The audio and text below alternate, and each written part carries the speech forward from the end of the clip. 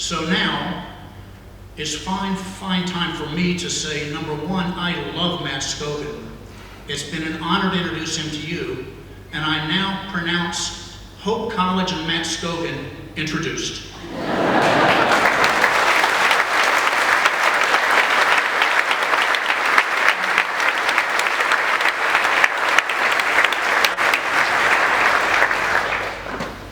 Well, thank you, Bob, for that very kind introduction. As Bob said, he and I have known each other for more than 15 years. I can't imagine a better friend or mentor, and it's really hard for me to capture how grateful I am that you came here to Hope College today, so thank you.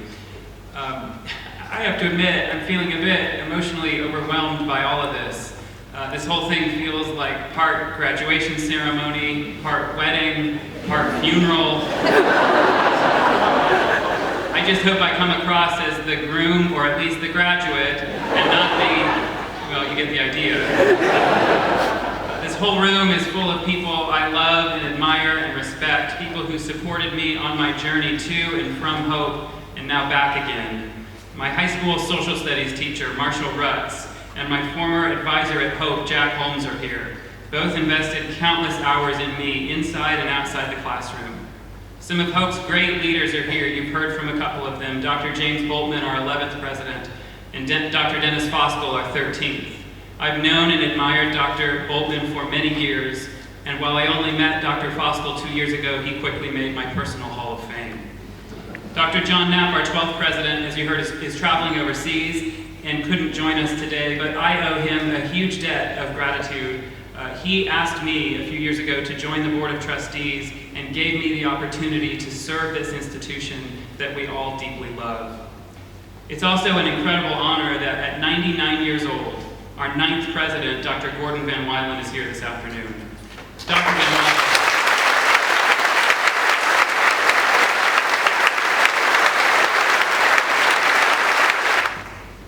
Dr. Van Wylen, your legacy lives on in very real ways here at Hope, and it will be a privilege for me to carry forward the work that you began here nearly 5 decades ago.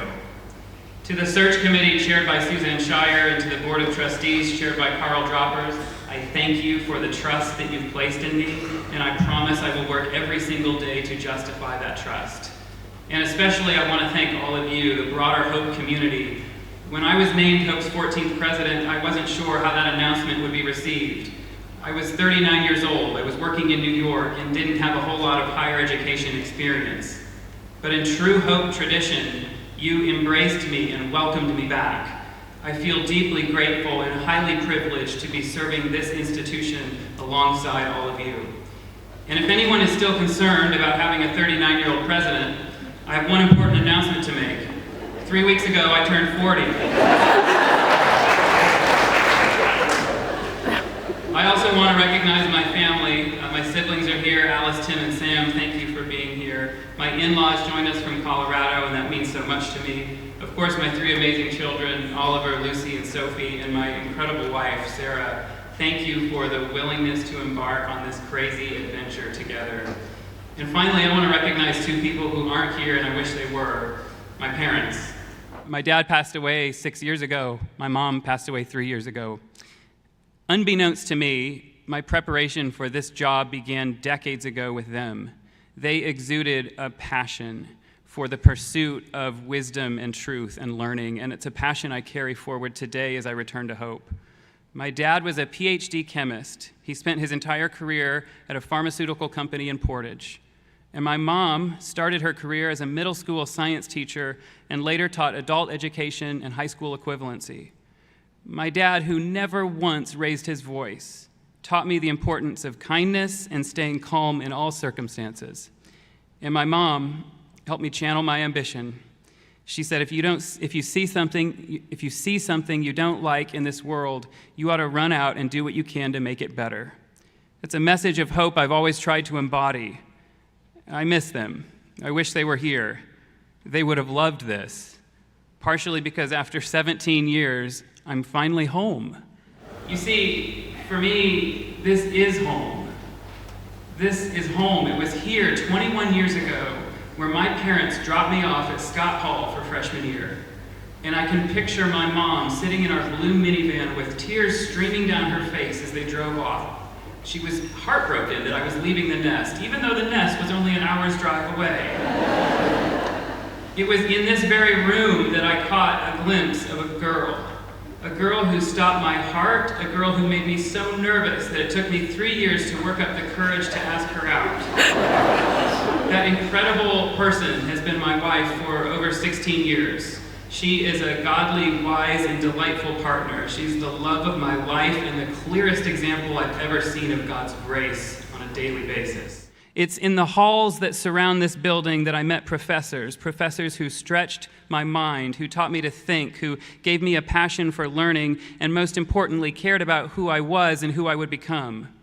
And though I had been a Christian my whole life, it was on this campus where God became a someone, not a something. I met my wife here. I met people here who changed my life, and I met God here. The simple truth is that my life was transformed by Hope College. Yes, by Hope College, and even more so by the living hope that this institution pointed me to. And this was no accident. This idea of sparking this kind of transformation in young people was the original intent of the visionaries who started this institution more than 153 years ago. A courageous group of immigrants from the Netherlands, led by Albertus van Raalte, settled here. They had a zeal for God and a belief that Western Michigan, then standing on America's western frontier, was the best place from which to spread God's hope into the world. They believed that the culture and values of the western frontier would ultimately shape the culture and values of this whole country. So they settled here intending to shape America. But their dream was even bigger than that. They believed that this strategic spot, hard by the waters of Lake Michigan, offered a transportation network to reach the world. And so they settled here with this God-inspired vision to transform the world. But they believed that transforming the world for God required much more than passion and zeal. It required education. And so they started this small school with a very big ambition, an ambition to transform the world. Philip Phelps was hired as our first president. Philip Phelps, at the time of his hire, happened to be a 39-year-old from New York. But it's crazy to have a president in his 30s, so we made sure that by the time he was inaugurated, he was 40. It sounds familiar. Another thing that might sound familiar is at the time that this school was founded, there was some tension over the mission of this school. There was one group who wanted this school to be solely focused on training missionaries and ministers. There was another group who wanted this school to be a broader liberal arts institution like the traditional Eastern schools. Philip Phelps had a different plan. He wanted to do both. He wanted to offer world-class academics and a vibrant faith environment. This was a new idea at the time. Yet Philip Phelps believed that this dual mission was the key to fulfilling Hope's founding vision to transform the world. Just a few decades after Hope was founded, work began on this chapel, this building. When this building was finished, it's a room that holds 1,500 people. And when it was finished, Hope's student population was less than 400. Like I said, our early leaders had big ambitions for this institution. The rose window in the back of this room was designed by President Dimnent. The rose window showcases the seals, the academic seals of Harvard, Yale, Princeton, the University of Michigan, Rutgers, and Leiden University in Amsterdam.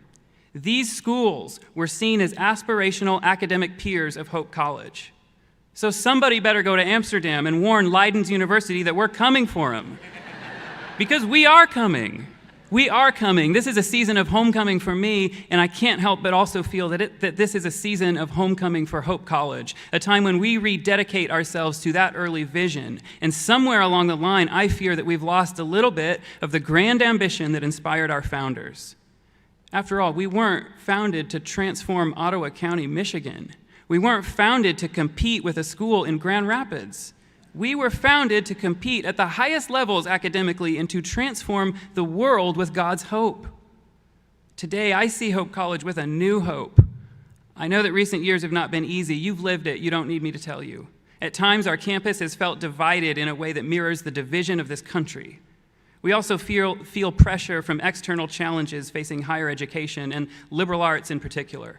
I see all of that. I see all of that, and yet I also see God preparing our institution to do something new. I'm inspired by the passage from Isaiah 43 that was just read, where God says to us, "See, I'm doing a new thing. Now it springs up. Do you not perceive it? I'm making a way in the wilderness and streams in the wasteland." To me, this points to an interesting paradox with God. God describes himself as one who never changes. He says, "I'm the same yesterday, today, and forever," and yet he's also a God who does new things. The Bible begins in Genesis 1 with God creating the earth. And for a God who's always existed, that was a new thing. Creation was a new thing. Humans were a new thing. And then remarkably, 6 chapters later in Genesis 6, just a few pages into the Bible, God says, "Let's do something new again." And he destroys the world with a flood and starts over. A few thousand years later, Jesus comes and he brings another new thing, a new message, a new covenant. And at the end of time, the Bible says Jesus will come back and he will make all things new. God is one who never changes, and yet also a God who does new things. And I don't know about you, but I feel God moving now, and I feel God doing a new thing at Hope College. To be clear, I'm not the new thing. This is not about me. And I would submit that this is not even about our institution. It's about God using us to impact the world, drawing us back to the vision that filled our founders with such fervor, the idea that the world could be transformed by hope. I happen to believe that if our founders could see where hope stands today, they'd be overcome with envy. Today, we are a school that belongs on the world stage. We're a school that was ranked by U.S. News as 23rd in the nation for undergraduate research. We're tied with Cornell and Swarthmore. We were the first private liberal arts college, and we remain one of the few to have accredited programs in all 4 areas of fine arts: music, dance, theater, and art. We have championship-level athletics in 22 sports, and we are consistently recognized by the NCAA for having student athletes who excel academically. And perhaps most importantly of all, we have pivoted beautifully from a denominational school, which is how we were founded, to a fully ecumenical Christian school. And at a time in history when churches and denominations around the world are dividing, Hope is a place that's bringing together all Christians, a place where Greek Orthodox and Catholics and all Protestant traditions can come together and say, sure, maybe we disagree on some things, but we share a handful of big convictions, and that unites us. I cannot think of a better position from which to transform the world. And as we look to the future, we're fortunate to inherit the hard work and vision and determination of the brave leaders who got us here. Names like Phelps and Dimnent and Van Wylen and Boltman. We honor them best and stay and remain true to their ambition by today seizing the opportunities that are before us. I see 3 major areas of opportunities upon which Hope can chart a course of leadership. The 3 major areas I see are the future of learning, the future of work, and the future business model of higher education. In my early weeks as president, I've spent a lot of time listening, hearing from faculty and staff, from students, from alumni, from donors, parents, members of the community. I have a long way to go. I have a lot more listening to do and a lot more to learn. But these early conversations have already informed my thinking in all 3 areas. First, how can Hope shape the future of learning? Well, let's start with the fact that despite sweeping changes to society brought on by the information age, the basic format and delivery of a college education has changed very little since the Industrial Revolution. And yet, consider the landscape today. Technology is changing the way people learn. Today, thanks to online learning, a student in Madagascar can be taught by the world's top leaders without leaving home. And with such powerful tools at their fingertips, today's students see college as a springboard to lifetime learning, not the completion of their education. Hope will always be a residential liberal arts college. That will never change. But perhaps there are some areas in which we can consider doing a new thing. Our focus on the future of learning starts first and foremost with a vigorous defense of the value of liberal arts. And the good news is there's strong research supporting us. In a recent study done by a Harvard economist named David Denney, he found strong job growth in jobs that require both social skills and STEM skills, whereas STEM-only occupations are declining as a share of our labor force. That's the power of liberal arts. And while the pendulum of higher education seems to be shifting toward vocational training, we at Hope believe that college is much more than just grooming people for a skill or a particular job. Of Of course, Hope does a good job of preparing people for fulfilling careers, but a liberal arts degree also instills this passion for lifetime learning. It gives you the chance to experience the unexpected, the opportunity to make sense of one's place in the world. There isn't a better preparation for job or for life than liberal arts, and this is where Hope, with our unique mission, can excel. In fact, through the work of the Borger Center for Career and Calling, Hope can become a place that bridges the study of liberal arts with the rapidly changing workforce that's defining the future of work. And to be honest, rapidly changing barely does it justice. Consider the current dynamics. Over the next 5 years, according to the Bureau of Labor Statistics, up to 1/3 of our workforce will transfer not just to a new job, but to a new occupation. And a 2016 study done by Oxford economists estimates that nearly half of US jobs are at the risk of being automated over the next 20 years. Automation is not just impacting factory workers, it's also impacting highly educated professionals. And I've seen this firsthand. The New York Stock Exchange, where I worked for 6 years, once housed thousands of stock traders. Today, as a result of electronic trading, there's only a few hundred. And while some may look at this new economy and see only the need for more technical training, I happen to believe that the skills produced by a Hope College liberal arts degree will become even more relevant. In my view, the rise of automation means that the most successful leaders of the future will be those who are especially human. As more jobs are automated, employers will require and will highly value people who bring curiosity and creativity, wit and warmth to the workplace. People who can work across cultures, people who can build a human connection, and people who live by a strong moral compass. Who better to meet this rising need than Hope College? Finally, I see Hope College as uniquely positioned to impact the future business model of higher education. The whole world is asking why college has gotten so expensive. What if Hope could take the lead in solving that puzzle? Doing so requires asking some existential questions, like why does a college exist in the first place? Some institutions, if they were honest with themselves, would have to admit that they exist solely to support professional researchers. Their idea is simple. Wouldn't it be nice if all thinkers in society could come together and be at a place where we just think all day, rather than having to, say, work at a bank and do some thinking during the precious hours of the evening? That's one model, and it's a brilliant idea, and all of society benefits from it. But then the question is, how do you pay for that? So, these institutions invite students to spend a few years rubbing shoulders with these great thinkers for a fee. And this model has existed since the very beginning, since Aristotle supported himself by tutoring students on the side. And that's how the project keeps moving forward. But what happens when the tuition that students and parents are willing and able to pay doesn't cover expenses? Then it's not so simple. Hope College has a different model. Hope exists for professors and students. Hope convenes bright minds, good thinkers who not only want to think and pursue truth and knowledge and beauty, but who love thinking and who care about their students. That's not to say we don't love research. We do, and we're good at it. Professors here do world-changing research, but through our collaborative research model, that research includes students as a first priority, not an afterthought. For us, what it comes down to is this. If our academic model is different, shouldn't our business model also be different? Our academic model centers on bringing together the best scholars with the most vibrant, talented, and diverse group of students that we can possibly assemble.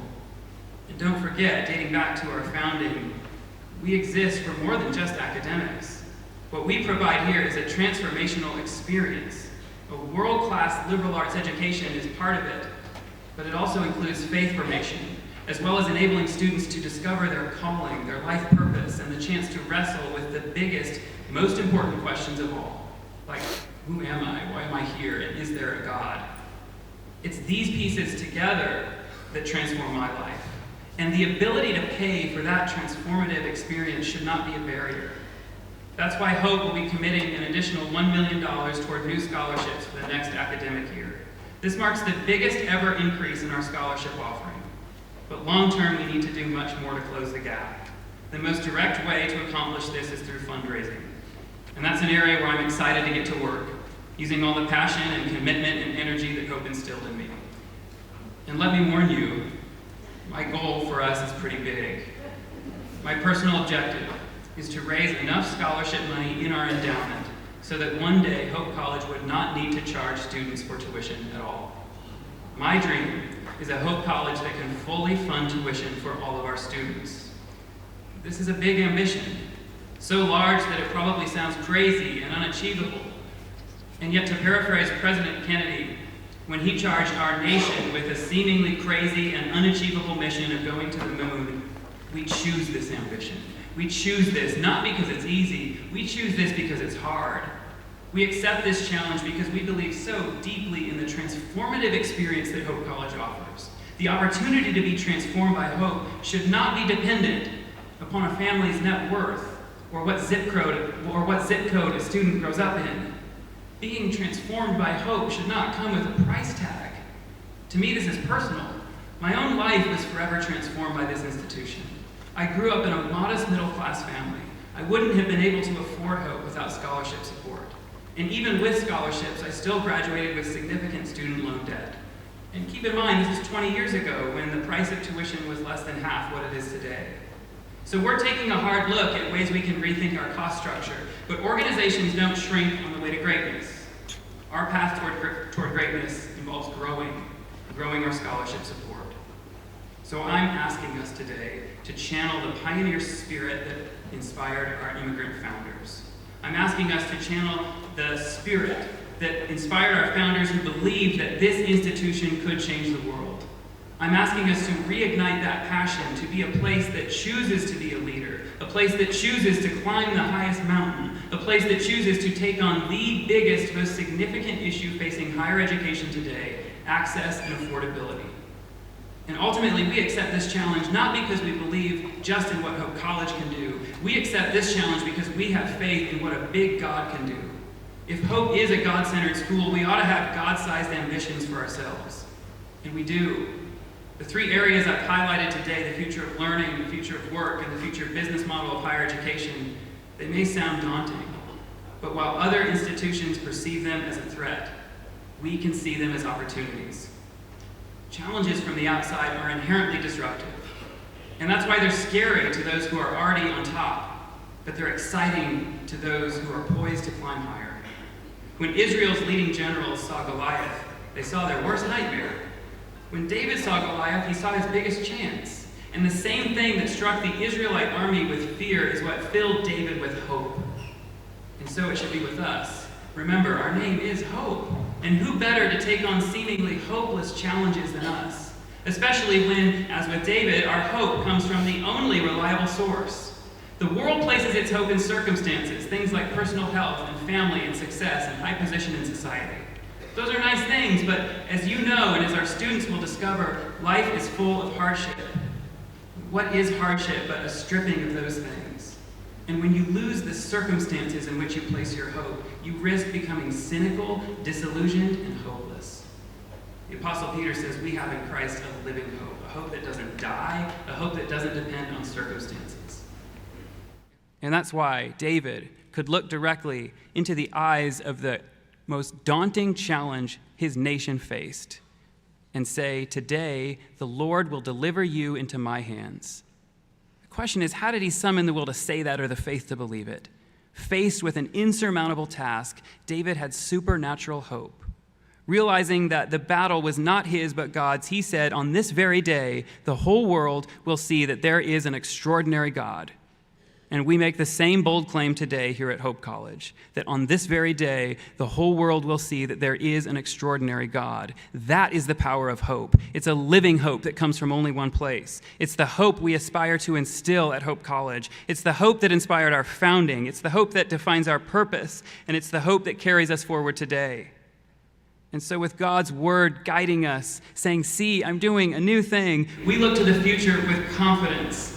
Confidence in Hope's mission, in its people, and in its ability to transform the world. It's going to be a fun journey. I look forward to all that's ahead, and there are very bright days ahead for Hope. Thank you very much.